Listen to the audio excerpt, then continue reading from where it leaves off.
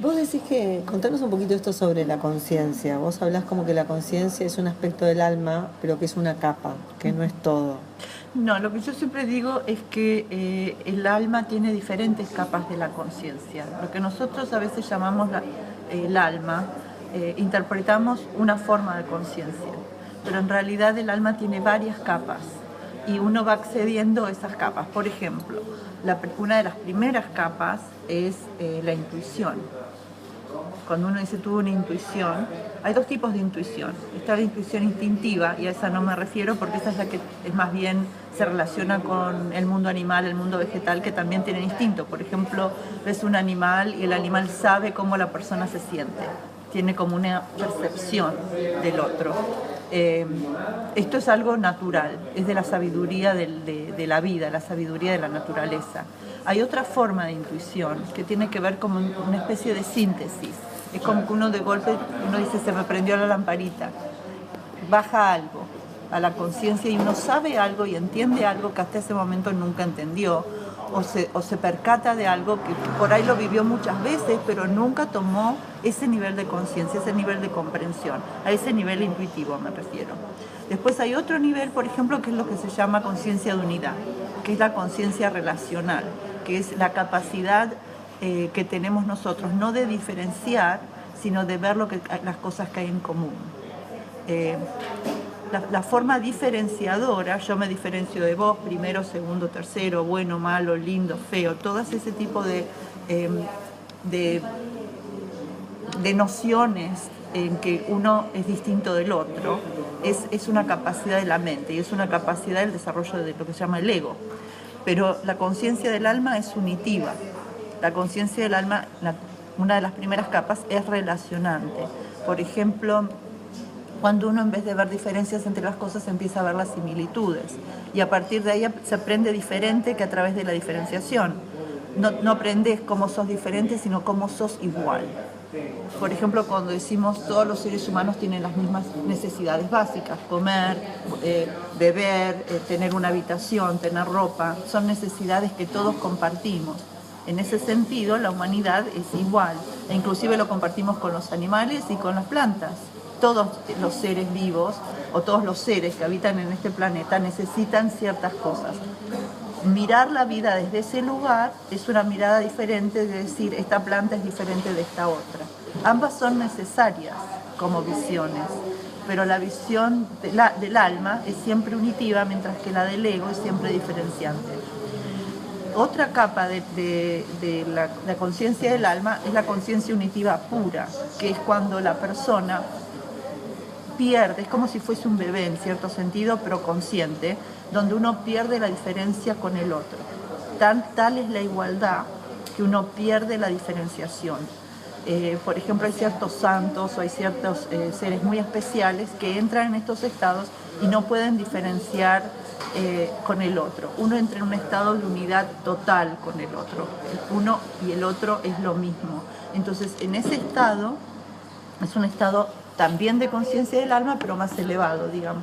No me gusta la palabra elevado, pero digamos que es un grado más profundo. De mayor autoconocimiento. De mayor autoconocimiento. La diferencia con el bebé o con la planta o con el animal, que también viven en ese estado de unitivo, es que la persona está consciente de que esto está ocurriendo. Otra forma de la conciencia del alma que muchos tenemos acceso es el observador de nuestras propias acciones, de nuestros propios pensamientos, de nuestros propios sentimientos. Eso también es una capa de la conciencia del alma. Entonces, a medida que nos vamos profundizando en nosotros mismos, vamos accediendo a diferentes capas de la conciencia del alma. Para eso, el ego, de algún modo, tiene que acceder o permitir que esta otra forma de entendimiento, de comprensión, pueda llegar, porque el ego discriminador no lo va a permitir naturalmente, porque el ego siente peligro. ¿Cuál es el peligro? No quiero ser igual a los demás, necesito ser distinto, necesito ser especial. Ahora, es sumamente importante en este momento histórico esto, porque el ego se necesita para poder acceder al alma en este momento. En otras épocas no era así. por ejemplo, en las culturas tribales o más autóctonas, ellos llegan al alma de diferente modo, no utilizan el ego diferenciador. Pero en el oeste nosotros tuvimos que desarrollar la individuación. La individuación para nosotros es un proceso evolutivo también. La persona empieza diciendo, este soy yo, diferente de tú o de vos, pero llega un momento en que se tiene que individualizar, es decir, se separa absolutamente o en gran parte de la familia, de los valores sociales, de los valores culturales y se identifica con sí mismo y dice, esto soy yo, esto no soy yo. En el siguiente paso evolutivo, que es la conciencia de unidad que viene ahora, que tiene que ver con todos estos movimientos globales que están ocurriendo en el mundo, desde la internet, la comunicación, pero también las organizaciones multinacionales, todo está funcionando. En el ser humano esto significa que nosotros, a partir de la individuación, es como que entregamos la individuación a la conciencia del alma, que es la relacionante. Y para eso trabajamos a través del femenino, porque la conciencia femenina naturalmente es relacionante, que es la conciencia de la naturaleza, pero por ejemplo en la mujer o en el hombre. Me gustaría detenerme en esto que decís, porque en este tiempo, sobre todo acá en Argentina, después del proceso del gobierno anterior, de la grieta, de la separación, creo que ahora hay como una nueva búsqueda de entender esto, de podemos ser diferentes, pero encontrar puntos de encuentro. Exacto. A partir de nuestras diferencias. Podemos ser parte de un entorno social sin perdernos a nosotros mismos. Exacto. Creo que es como todo un aprendizaje que cada uno de nosotros tenemos que hacer para poder relacionarnos con los otros. Y hay un tema también que a mí siempre me apasiona, que es el tema del lugar de pertenencia. Uh-huh. En una época, eso que vos decías, antes para pertenecer a un lugar tenías que dejar de pertenecer al otro. Exacto, ¿no? Ahora no es así. Ahora hay un cambio respecto a eso, sí. Por lo que vos me... Todo está cambiando naturalmente. Lo que tenemos que cambiar ahora es nuestra conciencia para poder entender lo que ya ocurrió. Hay todo un movimiento hacia la unidad, hay todo un movimiento hacia la interrelación, pero no perdiendo la individualidad. Esa es la diferencia. En ese sentido, cuando yo hablo del femenino, el femenino es este movimiento interrelacionante que está ocurriendo a nivel mundial. Pero es el trabajo de la conciencia del individuo, que es lo que yo llamo conciencia masculina, en el sentido que es diferenciadora y lineal, mientras que esta conciencia que está apareciendo ahora es global y es interrelacionante como si fuese una red, no es lineal. Entonces, lo que está ocurriendo es que nosotros tenemos que poder entender que el proceso nuevo no es mezclarse en la red y perderse nuevamente como era antes. Ahora tampoco es, este soy yo y no pertenezco a ningún lado más, el resto del planeta es diferente a mí. Tampoco es eso. Es, yo soy un individuo, esto es lo que me gusta, esto es lo que no me gusta, este es mi estilo de vida, estos son mis valores, estos son mis elecciones. ¿Cómo puedo servir a esta red? ¿Cuál es mi parte en esta red? Porque al fin de cuentas todos somos parte de una especie de gran rompecabezas. Somos una pieza individual, pero nuestra pieza cabe en un rompecabezas mayor. Y es las relaciones con quien esa pieza que somos nosotros combina la forma en que nos vamos relacionando. Si nos perdemos, nos volvemos inconscientes, es decir, de algún modo retrocedemos evolutivamente hablando. Pero si nosotros llegamos a poder ser individuos y vemos cuál es nuestra parte en el esquema mayor, entonces ahí es como que está funcionando como individuo dentro de un mundo relacionado. Ese es el siguiente paso, pero para eso necesitamos una conciencia que nos permita no tener miedo, porque causa miedo, tanto la individualización como el perderse en la red, ambas cosas nos causan naturalmente temor. Una es de perder nuestra esencia como individuo, la otra es de directamente no saber quiénes somos, porque tengo que pertenecer en todos estos lugares. Entonces, el ideal, o hacia donde estamos yendo, es esta combinación del femenino y del masculino. La dificultad es que estamos tratando de ser individuos, cuando en realidad está surgiendo todo este femenino que es relacionante. Y no sabemos porque este femenino es un femenino que no conocemos, hace más de 3.000 años que no existe, o que fue aplastado de diferentes maneras. Entonces, tenemos que encontrar cuál es el verdadero femenino. En mi trabajo yo busco la esencia del femenino, no lo que uno llama género. Ni el género, ni lo que llamamos Claro. este femenino, esto no es femenino, no es así. Hay ciertas cualidades esenciales del femenino: la creatividad, la contención, la relación, la capacidad de contacto. El femenino naturalmente entiende la unidad. Cuando tenemos un bebé, por ejemplo, yo siempre doy este ejemplo porque es el más claro, uno sabe que está unido a su bebé sin pensarlo. Tal vez desde ahí surge la diferencia. Ya, es muy clara la diferencia. Entonces, pero en el hombre también existe la posibilidad de saber esto. Ese tipo de conocimiento de la unidad con la aparición del patriarcado es lo que se termina, es lo que tratan de erradicar. Y evolutivamente hablando fue necesario, porque no podíamos desarrollar un ego diferenciado dentro de esa conciencia unificada y relacionante inconsciente del femenino. Entonces se necesitó hacer como si fuese un espejo para poder observar desde afuera. Y esto lo ves en todo, porque la religión, por ejemplo, la religión de la tierra, la religión intrínseca de las culturas nativas, por ejemplo, Dios se fue al cielo y se transformó en un varón, además.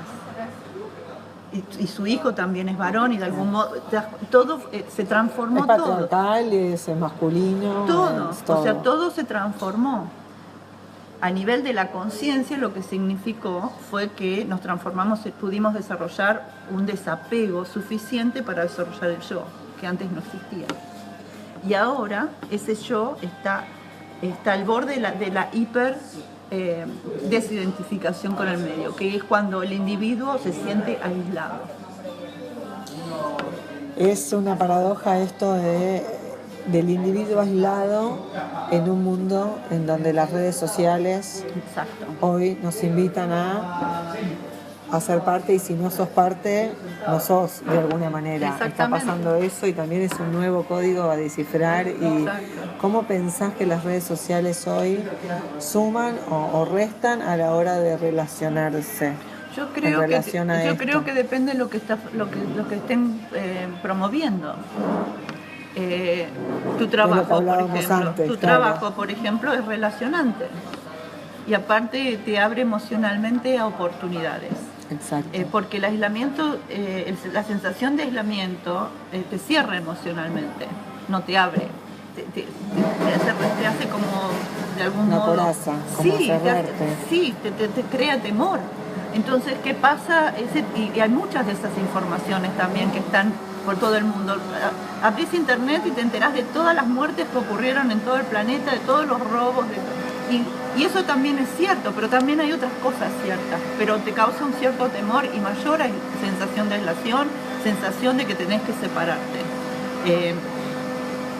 Pero hay otra forma de comunicación que te integra, y te integra a través del corazón, te integra no a través de la emocionalidad, pero a través de la realidad de que hay gente haciendo cosas para el mundo.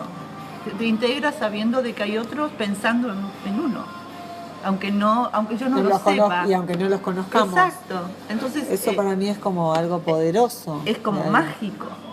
Es como mágico. El hecho de que hay tantos seres humanos trabajando para el bien y que uno ni siquiera sabe, porque uno de lo que se entera es de lo que es sensacional. Y en ese sentido las comunicaciones ofrecen una posibilidad negativa, digamos, de encierro. Pero después están surgiendo todas estas formas más conscientes de trabajo. Uno de los grandes cambios en este momento histórico es el hecho de que muchos en los sistemas de comunicación se están volviendo conscientes y ya no quieren la corrupción. Y por otro lado hay otros que están vendiendo el alma, y se está notando mucho las diferencias ahora. Antes era como que todo estaba medio más como mezclado. Intangible. Ahora la diferencia me parece es que hay más opciones. Sí, hay más opciones. Y Creo que el desafío hoy es en ayudar a que cada uno de nosotros estemos preparados y formados lo mejor posible, formado digo desde la conciencia, desde lo que vos proponés, para saber quiénes somos, qué queremos y qué elegimos para nuestras vidas. Hoy y poder vivirlo. Creo que lo que muchas veces las personas no nos damos cuenta es de que nosotros tenemos la posibilidad de elección. Siempre. Yo creo que ahí está la gran encrucijada. Un verdadero movimiento evolutivo es hacia la libertad humana, porque el ser humano se le otorgó el don de elegir libremente, pero es la estructura social, la estructura de las creencias, la estructura de los valores impuestos. Por eso la individuación es un proceso tan importante, porque uno tiene que poder elegir sus valores.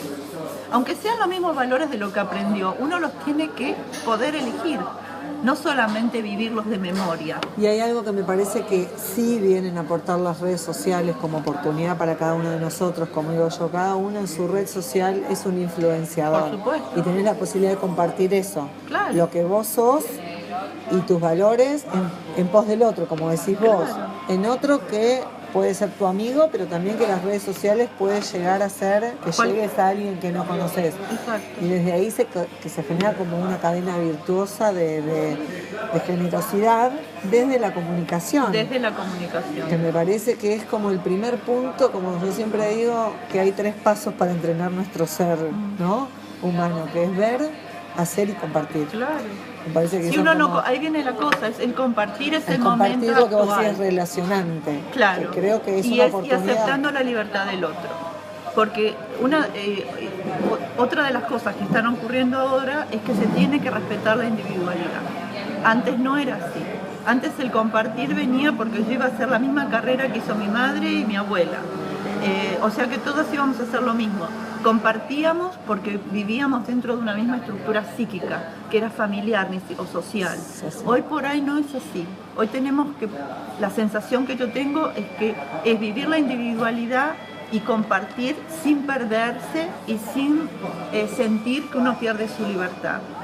En ese sentido, también los aprendizajes tienen que ser diferentes, porque en cierto modo seguimos aprendiendo con las técnicas antiguas, donde uno tiene que escuchar y aceptar lo que nos dice otro, sin saber si estamos de acuerdo o no. Entonces, la única alternativa que tenemos a eso es la rebelión. Uno se somete sin pensar y acepta todo mecánicamente, o se rebela y tampoco tiene hacia dónde rebelarse, porque no tiene fuente. Entonces, terminás volviendo al círculo anterior, porque no... Repitiendo. Exacto, porque es la única fuente que tenés segura. Pero si nosotros permitimos, especialmente desde que los chicos son chiquititos, a poder desarrollar la libertad de elección y haciéndose responsable de lo que uno elige, entonces es como que estás permitiendo que el ser humano sea libre. Y yo creo que este es un momento fundamental en que estamos desesperados por ser libres, pero no sabemos cómo. ¿Cómo fue tu despertar, digamos, por esto que hablábamos siempre, la persona que te escucha y dice, quiero empezar a reconocerme y a conectarme con este ser consciente? ¿Cómo fue tu experiencia y qué le podríamos decir como ese primer paso de registro para empezar como este trabajo? Porque es un proceso y un trabajo. Bueno, en mi caso yo lo hice a través de los sueños, porque siempre soñaba mucho, pero hay muchas formas. En mi caso yo lo hice a través de los sueños, porque descubrí, aparte después estudié, pero al principio descubrí que había mensajes de mí para mí misma, de cosas que yo no había pensado. Yo nunca tomo los sueños como algo, siempre los tomo como algo simbólico, como un mundo simbólico, como algo de mi interior que está tratando de mostrarme y de enseñarme algo. O sea, los tomo como un maestro interno, al sueño en sí. Y después aprendí desde el punto de vista junguiano, desde el punto de vista gestáltico y desde el punto de vista sufismo, que trabaja más la parte mística. Entonces, naturalmente yo siempre encontré en el sueño mensajes para mi propia vida y veía la relación que había entre el mensaje del sueño y lo que yo estaba viviendo en lo cotidiano. O sea que el sueño a mí no me llevaba necesariamente al mundo del sueño, me llevaba al mundo de este plano. Bueno. Otra cosa que también trabajé mucho fue el hecho de que yo siempre me manejé con mi intuición. No en el sentido de que mi intuición es bárbara, no es por ahí. Si yo sentía algo, como un llamado. Escuchaba. Prestaba atención. Y por ahí no me llevaba a definir, pero sí a prestar atención a algo. Hay algo más. A atender. A prestar atención. Y darme el espacio interno de decir, esto es lo que me parece, pero ahí está otra parte que me está diciendo otra cosa. ¿Cuál es? Entonces, nunca fui de definir, de decir esto es blanco y esto es negro. Más bien yo siempre estuve entre los grises. Decir, bueno, lo que me está diciendo el mundo es blanco, lo que yo veo por acá es otro color, vamos a ver qué hay en el medio. Y la otra cosa, honestamente, es que yo creo que siempre fui un poco rebelde. Siempre cuestioné, pero no cuestioné para destruir al otro. Para mí el cuestionamiento siempre pasó en quiero saber más. En curiosidad, como digo yo soy curiosa. Quiero saber más. Claro. ¿Y por qué es esto? Y bueno, ¿y por qué me tengo que quedar con esta respuesta? Creo que una de las buenas cualidades que tuve es que no fui destructiva, es decir, porque me parece que esto es de esta otra manera, tengo que destruir esto otro para que no sea, para que no exista. Sino más bien, esto es lo que yo parece y esto es lo que me parece más, digamos. Pero nunca destruí lo anterior para poder seguir creciendo. Es decir, utilicé un poco el femenino, que es seguir integrando.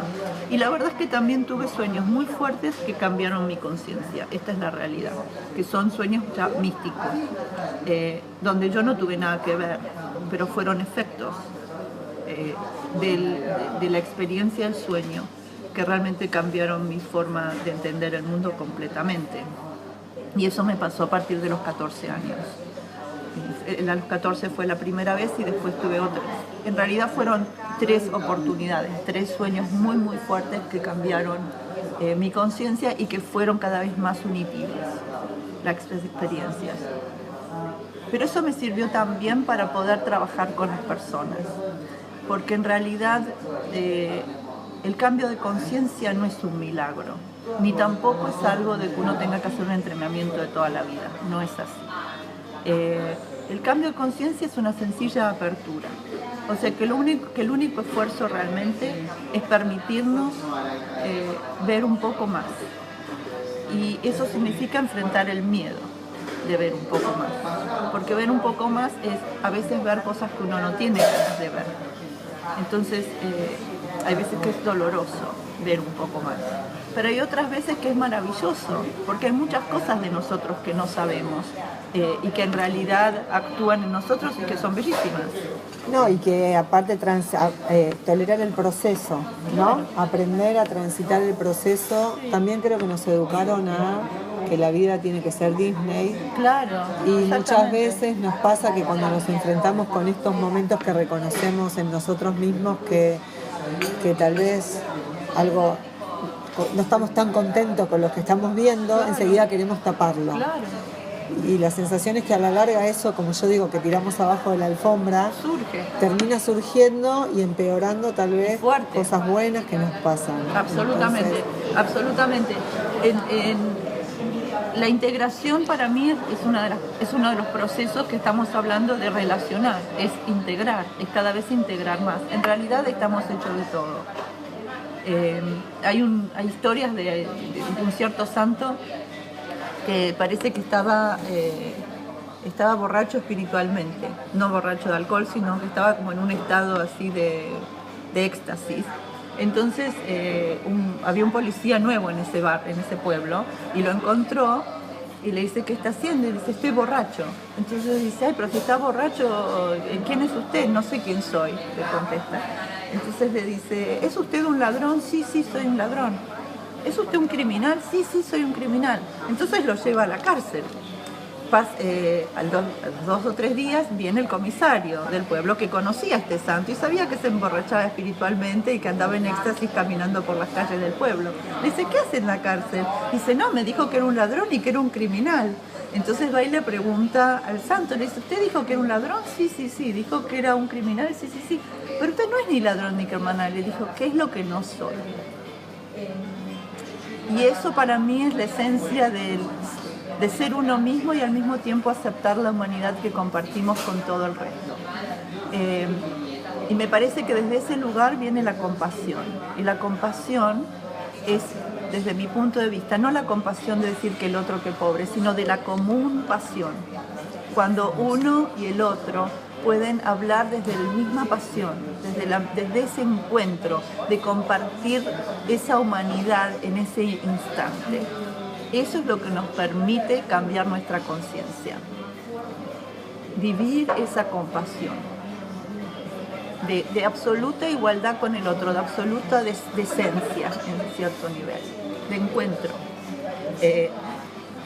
Y eso es para mí lo que es la verdadera integración. No es solamente decir, aceptar todo lo que tengo, sí tengo todo esto, pero hay veces que hay ciertos procesos que también necesitan de decir, bueno, todo eso es lo que soy, pero hay más. Tampoco quedarme, porque hay un aspecto de la individuación en que uno también se queda estanco ahí. Uno descubre todo lo que uno es y es como que llegó a un plató, no necesito más nada. Y eso pasa a ser una justificación de quién soy, en vez de realmente quién soy. Al final de cuentas somos todo. Y elijo vivir ciertas cosas de ese todo. Y en cada momento saco lo necesario. Como si fuese el sombrero que me pongo, claro, para hacer. Claro, pero la única manera que podemos realmente conectarnos con el otro es si reconocemos que somos todo y reconocemos en nosotros verdaderamente que somos capaces de. Aunque no lo hagamos, no tenemos por qué hacerlo, pero es que somos capaces de en un momento determinado de nuestra vida. Entonces, para mí construir esos pequeños puentes son los que nos llevan a cambiar nuestra conciencia. Y una vez que cambió, ya no ves más el mundo a través de los ojos del ego solamente, porque es imposible, porque uno recuerda, y al recordar es un estado de presencia diferente, porque uno no reacciona, porque uno viene de otro lugar más profundo en sí mismo. Esa es mi experiencia, y esa es la experiencia que yo veo que todos son capaces. A veces necesitan recordárselo, y yo a través de los sueños, cuando me cuentan un sueño, trato de responder a ese lugar, cuál es la necesidad del alma, de aprender algo en particular y de integrar. Para ir cerrando, contanos un poquito sobre el curso que vas a dictar en Nucleándonos y qué posibilidad tienen las personas que elijan transitarlo de conectarse con qué. Lo que nosotros vamos a hacer es en cada una de las 3 clases vamos a estar trabajando sobre una forma de sueños diferente, porque hay diferentes niveles de sueño, diferentes tipos de sueños que provienen de voces diferentes internas. Entonces, entre todas esas voces, mi interés siempre es escuchar la voz del alma. ¿Cuál es el mensaje del alma para saber cuál es mi paso? Y la voz del alma no siempre se relaciona con la voz del ego. Es diferente. El alma viene a aprender 2 o 3 cosas en general. Entonces, ¿cuál es la cosa que estamos necesitando aprender en este momento de mi vida? Yo no establezco muchas relaciones de codependencia, sino más bien mi interés es que la persona de a poco, yo la puedo ayudar a que vaya descubriendo partes del sueño, pero en realidad mi interés a través de la enseñanza es que la persona empiece a descubrir sus propios mensajes. Y esto a veces significa error y acierto. Uno piensa que el mensaje es de uno puede tener un sueño y verlo cada 5 años y cada 5 años aprende algo nuevo de su propio mensaje. Entonces, un poco ver cómo la persona puede encontrar su propia guía interior. Y en la última clase, que es la 4ª, más que de sueños, vamos a trabajar con ver la tipología de cada persona, la tendencia natural de aprendizaje de cada persona, ver cómo puede desarrollar su propia espiritualidad, su propia conexión, sea a través del sueño o a través de otras técnicas, las que voy a hablar, a partir de la necesidad personal. Por ejemplo, hay personas que no pueden meditar, y hay personas que pueden meditar por horas, y hay personas que tienen que caminar, hay personas que lo hacen cocinando, que entran en un estado interior. Cada persona tiene que encontrar su forma, apreciar esa forma y poder valorarla y utilizarla como herramienta para conocerse más y para servir más, porque cada vez que conocemos más de nosotros mismos, en realidad estamos sirviendo a la vida, lo sepamos o no. No sé. Julia.